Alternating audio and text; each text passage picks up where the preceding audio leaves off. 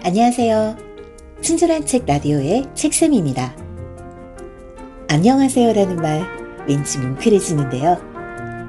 안부를 묻고 답하는 평범한 일상이 사실은 아주 소중하고 감사한 일이라는 걸 새삼 깨닫습니다. 그동안 잘 지내셨죠? 저는 계획된 치료를 마치고 이제부터가 본격적인 회복의 시작이지만 이제는 지금보다 더 나빠질 일은 없으니까요. 일상을 되찾는 일에 마음을 다해볼 생각입니다. 긴 시간 기다려주셔서 고맙습니다. 책을 통한 여행을 원하는 친절한 책 라디오. 오늘은 57번째 책여행 날인데요. 함께 읽을 책은 김소영의 어린이라는 세계입니다. 10년 남짓 어린이책 편집자로 일했고 지금은 독서교실에서 어린이들과 책을 읽고 있는 작가는 어린이의 존재를 더 잘 보이게 하기 위해 부지런히 기록하고 목소리를 내왔는데요. 책에는 그런 그가 어린이들을 만나며 발견한 작고 약한 존재들이 분주히 배우고 익히며 자라가는 세계가 담겨 있습니다. 그럼 지금부터 저 책쌤과 함께 우리 모두가 통과해온 그리고 무심히 지나치거나 잊고 있던 어린이라는 세계를 만나러 책여행을 떠나볼까요?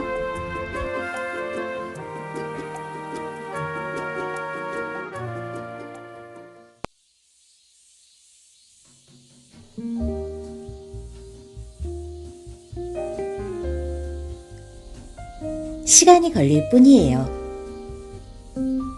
마침 그날 현성이와 읽은 책은 시간이 흐르면 이었다. 윤곽이 뚜렷한 그림과 간결한 글로 시간이 흐르면 일어나는 일들을 담아낸 그림책이다. 그러니까 어른이 되면서 신발끈 묶는 일도 차차 쉬워질 거야. 그러자 현성이는 담담하게 대답했다.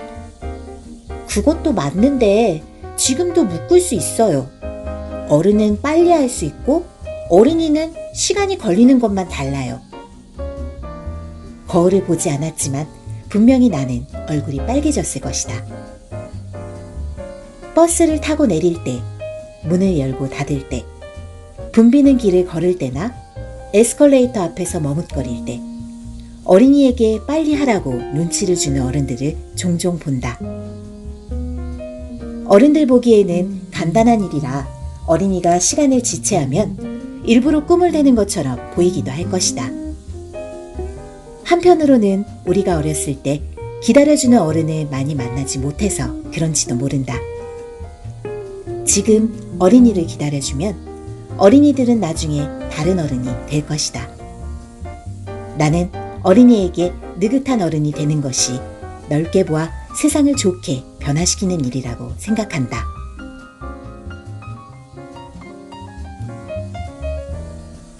착한 어린이. 어린이에게 착하다는 말을 잘 쓰지 않는다. 착하다는 게 나쁘다는 게 아니다. 착한 어린이가 되어야 한다는 생각 때문에 어른의 요구를 거절하지 못하는 어린이를 주의 깊게 살펴야 한다는 것이다.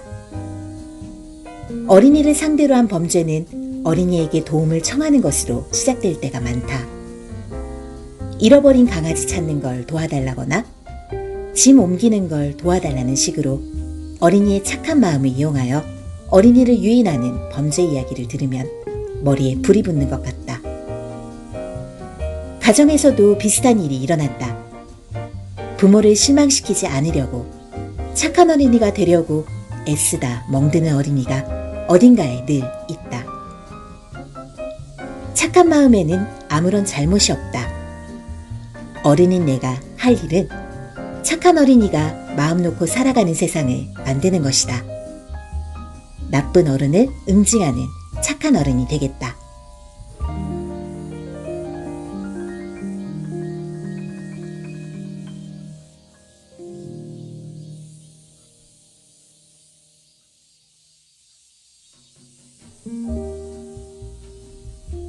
어린이의 품위. 언젠가 지방 소도시에 여행을 갔다가 오래된 서점을 구경하게 됐다. 서점에는 한 가족이 들어와 책을 고르고 있었다. 대여섯 살쯤 되어 보이는 어린이가 아빠와 실랑이 끝에 색칠 공부로 추정되는 어떤 책을 들고 계산대에 섰다. 이제 계산하게 아빠 줘. 하는데도 어린이는 고개를 자로저을 뿐이다. 그때 나는 오래 잊기 어려운 장면을 보았다.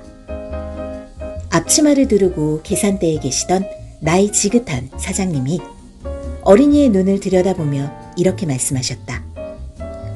따로 계산해 드릴까요? 어린이가 고개를 끄덕였다. 사장님은 어린이에게 따로 담아 드릴까요? 하고 물으셨다. 어린이 손님은 그렇게 해달라고 했다. 아유, 귀여워. 몇 살이야? 아빠 드려야지. 사장님은 그렇게 말씀하실 수도 있었을 것이다. 서점의 정중한 손님 대접이 어린이에게 얼마나 기억될지 알 수 없다. 그럼에도 불구하고 한 번이라도 경험하는 것이 중요하다. 나는 어린이의 품위를 지켜주는 품위 있는 어른이 되고 싶다. 어린이 앞에서만 그러면 연기가 들통나기 쉬우니까 평소에도 그런 사람이 되고 싶다.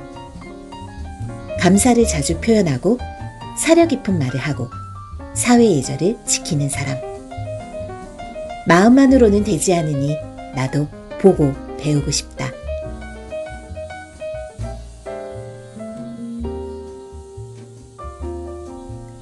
무수히 많은 방식으로. 나는 개성이라고 하면 유별난 점, 뚜렷이 드러나는 특징, 남들과 확실히 구분되는 독보적인 무언가를 떠올리곤 했다. 그런데 어린이들 덕분에 개성이란 고유성에 가깝다는 것을 알게 됐다. 첫 수업 때 나는 어린이에게 선생님이 모를 것 같은 나에 대한 5가지 사실을 말해달라고 한다. 물고기, 구피를 기른다. 피자보다 치킨, 안 매운 양념을 좋아한다. 강아지를 좋아한다. 그림 그리기보다 책, 만화책 읽기가 좋다. 고양이를 좋아한다. 친척이 많다. 좋아하는 음식은 나물 비빔밥. 한자를 좀 많이 한다. 의사가 되고 싶다. 누구누구를 좋아하는데 전화번호를 모른다. 친구가 엄청 많다. 회장을 해봤다.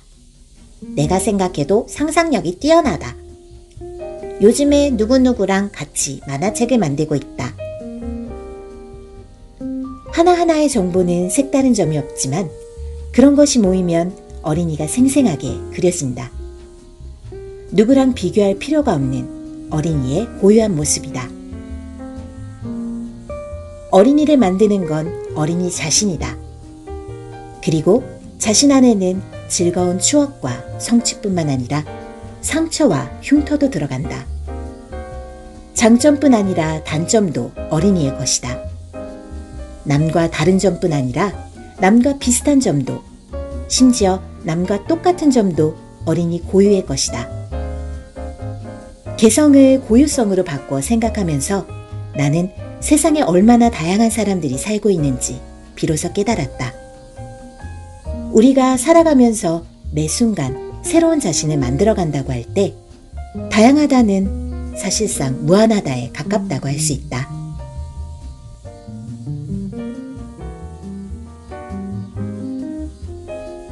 위로가 됐어요. 주인은 내가 아는 어린이 중에서 가장 까다로운 현실주의자다. 이야기를 지어낼 때는 괴로워하지만 주장하는 글을 쓸 때는 종이도 시간도 부족하다고 한다. 흥부놀부 이야기에서 흥부는 자립심이 부족하다고 지적하고 가상의 나라 만들기를 할 때 공휴일과 대체 휴일까지 고려해서 정한다. 새로운 속담 만들기를 할 때는 읽지도 않는 책은 사지도 마라, 낭비하지 말라는 뜻이라고 썼다. 내게 한 말은 아니지만 나는 간담이 서늘해졌다. 한 번은 독서교실의 꽃을 보고 어딘가 탐탁지 않은 얼굴로 근데 꽃은 금방 시드는데 조금 아깝지 않아요? 라고 물었다. 아무도 안 봐주고 그냥 시들면 더 아깝지. 선생님이 보고 여기 오는 다른 친구들도 보니까 아깝지 않아. 선생님은 예쁜 것 보고 즐기는 것도 돈 낼 가치가 있는 것 같아. 그리고 시들어가는 거 보는 것도 좋아. 그것까지 구경하는 거야. 이렇게 설명하면 주인은 또 금방 수긍한다.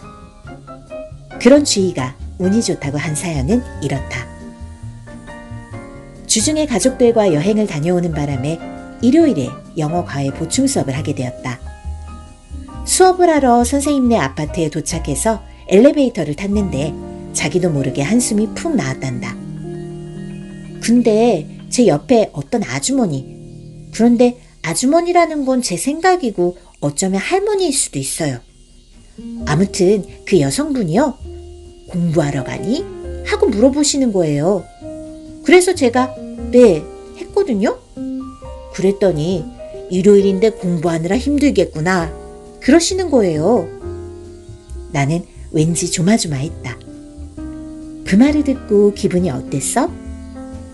뭐라고 해야 되지? 위로가 됐어요. 그런 날은 운이 좀 좋은 것 같아요. 위로가 됐어요 라고 할 때 주인은 오른손을 가슴에 가져다 댔다. 그 장면이 이따금 생각난다. 평소 주희와 다른 모습이었기 때문이기도 하고 어린이에게는 어른들이 환경이고 세계라는 사실을 그날 다시 깨달았기 때문이기도 하다.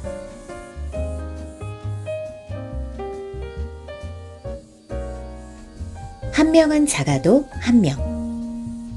여행지 관광 안내소 직원에게 엄마 아빠가 지도며 상품 할인 쿠폰 등을 받고 이런저런 안내를 받는 동안 데스크 위에서 일어나는 일을 알고 싶어서 길을 쓰는 어린이를 본 적이 있다. 그게 뭐야? 어디로 가래? 나도 볼래. 여행을 와서 들뜨고 이것저것 궁금한 것은 나나 어린이나 마찬가지일 것이다. 중요한 정보가 오가는 대화에 참여하기는커녕 뭐가 어떻게 되어가는지 제대로 볼 수조차 없으니 얼마나 답답하겠는가. 어린이는 어른보다 작다. 그래서 어른들 눈에 잘 띄지 않는다. 그런데 어린이가 어른의 반만 하다고 해서 어른들의 반만큼 존재하는 것은 아니다. 어린이가 아무리 작아도 한 명은 한 명이다. 하지만 어떤 어른들은 그 사실을 깜빡하는 것 같다. 거기 다 마스크 살 거예요? 애들도 살 수 있나? 할아버지에게 거기로 지목된 여성분은 자녀로 보이는 어린이 둘과 함께였다. 그럼요. 얘네도 한 명씩인데요. 설마 애들보다 어른이 우선이란 뜻은 아니었겠지. 아니면 어린이가 동원되는 것이 정당치 않다고 여긴 걸까? 하지만 할아버지가 상관할 일이 아니다. 그분에게는 어린이 둘이 어른에게 딸려 있는 것으로 보인 것 같다. 만일 어린이들 덩치가 할아버지만 했다면 헷갈리지 않았겠지. 할아버지도 한 명, 어린이도 한 명이라는 사실이. 어린이가 횡단보도를 건널 때 손을 드는 것은 운전자의 눈에 잘 띄기 위해서다. 대중교통의 좌석에 앉을 때 기어서 올라가야 하는 어린이도 있다. 어른이 한 걸음 걸을 때 어린이는 두 걸음을 걸어야 한다.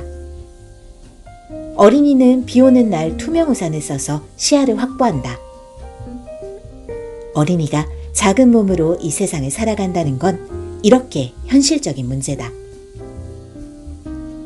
나는 불편하지 않았기 때문에 이런 격차에 대해 고민할 필요가 없었던 영역이 이 세상에 얼마나 많을까? 어린이에 대해 생각하다 보면 장애인, 성소수자, 이주민 등 여러 소수자들에 대해 내가 얼마나 무지하고 둔감했는지 깨닫게 된다.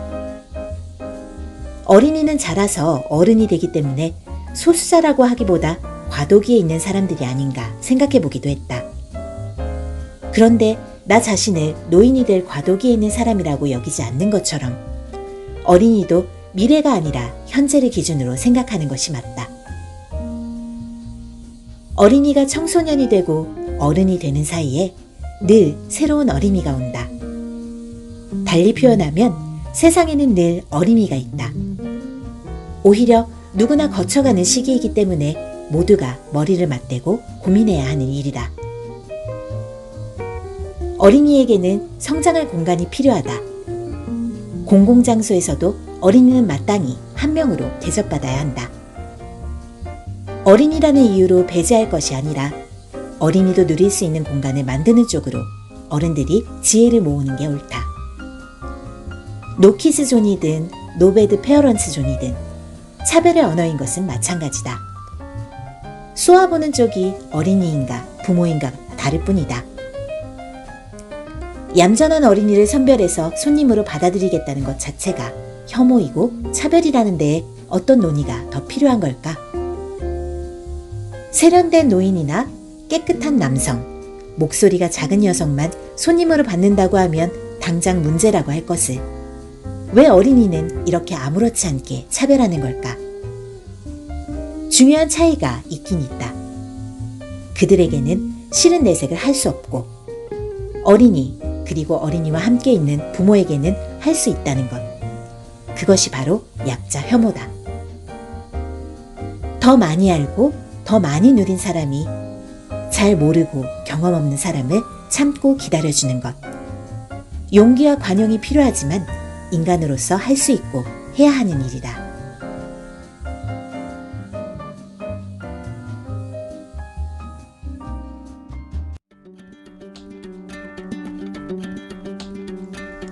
어린이가 작아도 한 명은 한 명이다.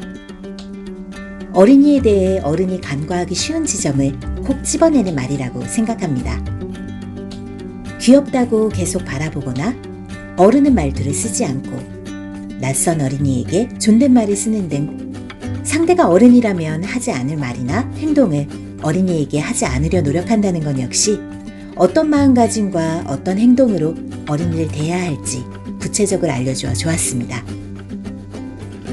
어린이가 작은 몸으로 이 세상을 살아간다는 현실적인 문제에 대해서도 다시금 생각해 보게 되었습니다. 더 많이 알고 더 많이 누린 우리가 참고 기다려주는 것. 작고 여린 존재들이 무탈히 성장해 갈 수 있도록 너그럽고 든든한 지지자가 되어주는 것. 그것이 세상에 태어나 어린이를 지나 어른이 되고 나이가 들어 다시 왔던 곳으로 돌아가는 우리 모두가 더불어 건강히 살아가는 법 아닐까요? 매번 대단한 인내심과 자제력이 요구되겠지만 할 수 있어요. 우리는 어른이니까요. 친절한 책 라디오 오늘은 여기까지. 좋아요와 구독, 댓글로 여러분과의 소통을 기다립니다.